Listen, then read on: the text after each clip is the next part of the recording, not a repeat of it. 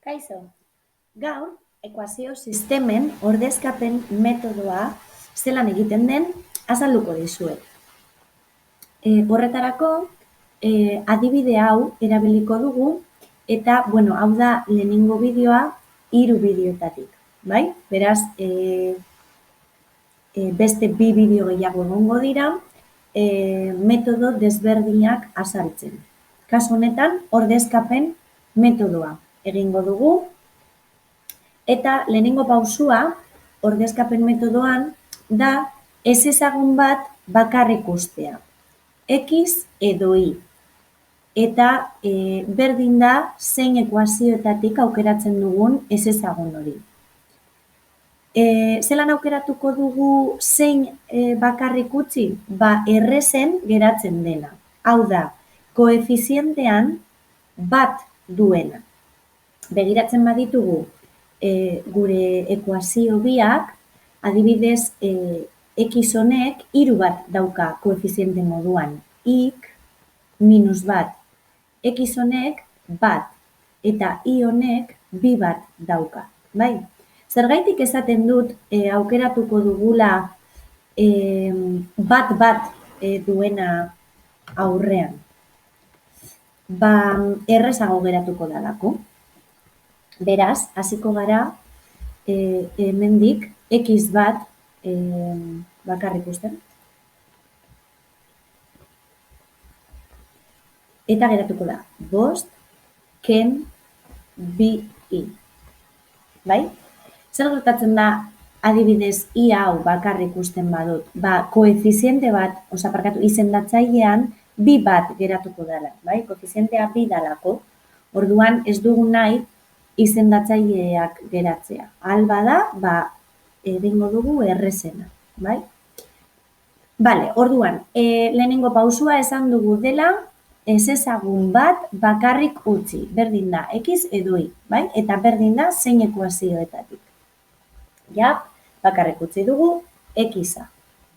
Bale, orain, X jartzen duen lekuan beste ekuazioan ordezkatu egingo dugu. Non? X hori sartuko dugu hor. Bai? Eta zer idatziko dugu X-en ordez? 5 ken 2i. Orduan, joango gara ekuazio horretara eta X jartzen duen lekuan jarriko dugu 5 ken 2i. 3 bider X jartzen du, no? Eta gure X izango da 5 ken 2i. Kopiatuko dut beste guztia. Keni berdin bat, bai? X dagoen lekuan, hor, jarri dugu 5 ken 2i, bai? X dagoen lekuan. Eta orain, lortzen dugu lehenengo mailako ekuazio bat.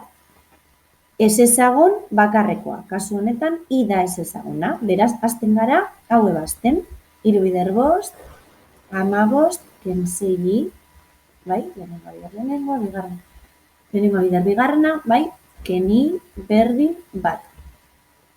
Pasatuko ditugu zenbakiak alde batera, minus 6i keni berdin bat, ken 15. Hemen lortzen dugu minus 7i, eta hemen minus 14.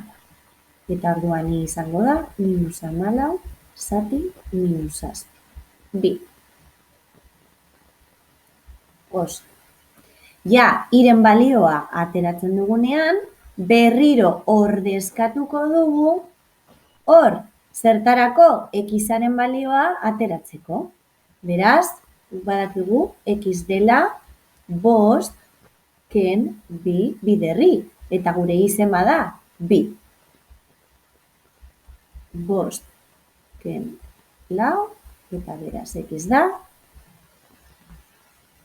bat. Bai? Beti, kontu zeuki, ze ekuazio batetik ateratzen duzuena, ordezkatu behar da beste ekuazioan, bai? Beste ekuazioan.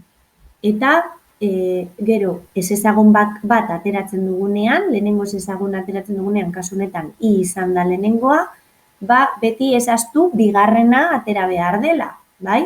I ateratzen dugunean, X atera behar da gero, bai? Ezaztu